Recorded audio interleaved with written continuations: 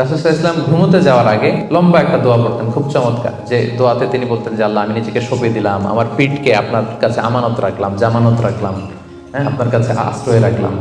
এগুলো করার আগে তিনি আমাদেরকে শিখিয়েছেন যে ঘুমোতে যাওয়ার আগে ঘরের দরজা বন্ধ করতে হবে। কি করতে হবে? দরজা বন্ধ করতে হবে। এরপর তিনি শিখিয়েছেন যে বিছানায় যাবা, বিছানা ঝাড়তে হবে। বিছানা ঝাড়ার সুন্নাহ, বুঝতে পেরেছেন? পোকা থাকতে পারে, মাকড় থাকতে পারে, অনেক কিছু থাকতে পারে, বিছানা ঝাড়ার সুন্নাহ। এরপর রাসূল সাল্লাল্লাহু আলাইহি ওয়াসাল্লাম বলেছেন বাতি বন্ধ করার সুন্নাহ। এখন তো বাতি নেই, এখন লাইটের সুইচ আপনি অফ করবেন।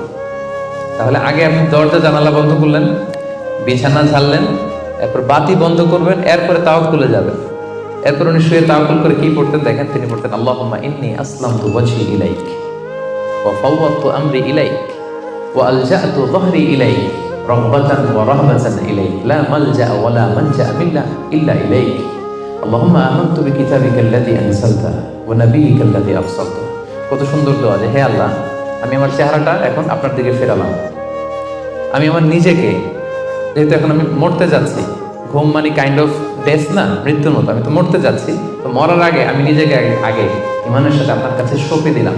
আমার এই পিঠটা, যেহেতু পিঠে আমরা শুই, পিঠটা আপনার কাছে আশ্রয় রাখলাম, আমানত রাখলাম। সুবহানাল্লাহ। রাসূল সাল্লাল্লাহু আলাইহি ওয়াসাল্লাম শুয়েই নিজেকে তাফওয়ীদ করেননি, আল্লাহর কাছে সঁপে দেননি, আগে কিছু কাজ করেছেন।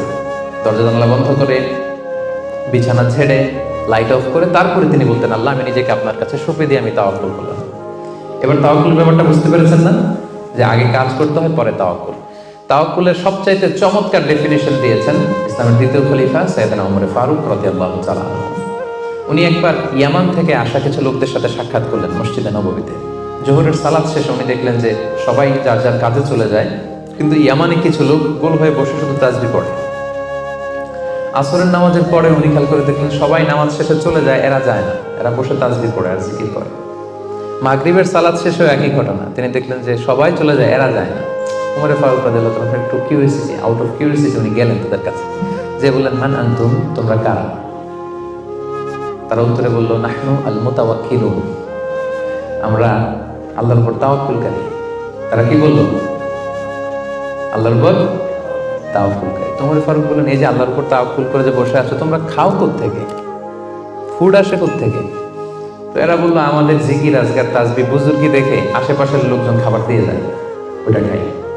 ওমর ফারুক বললেন তাহলে তো তোমরা আল্লাহর উপর তাওয়াক্কুল করো নাই, যারা গম্বুজ দিয়ে যায় ওইটার উপর তাওয়াক্কুল করছো।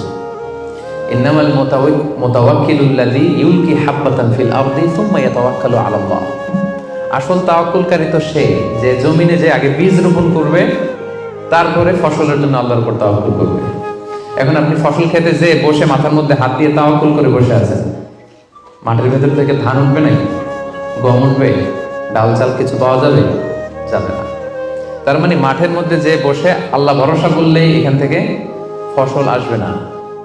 ওমর ফারুক বললেন আগে বীজ রোপণ করতে হবে, প্রচেষ্টা করতে হবে, তারপরে তোমরা আল্লাহ তাআলার উপর তাওয়াক্কুল করবে। ওমর ফারুক রেগে গেলেন, এদেরকে বললেন এই ইয়ামানবাসী, আজকে থেকে নামাজের পরে যদি এখানে বসে থাকো পিটায় বের করবো, বেরো মসজিদ থেকে, বেরো।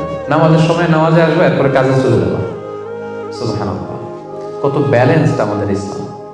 ইসলাম আমাদেরকে তাওয়াক্কুলের শিক্ষা দেয়, কিন্তু ইসলাম বলে আগে কাজ পরে। সবাই বলেন আগে কি পরে। কথা কি ক্লিয়ার? বুঝতে পারতেছেন? একেবারে ক্লিয়ার না?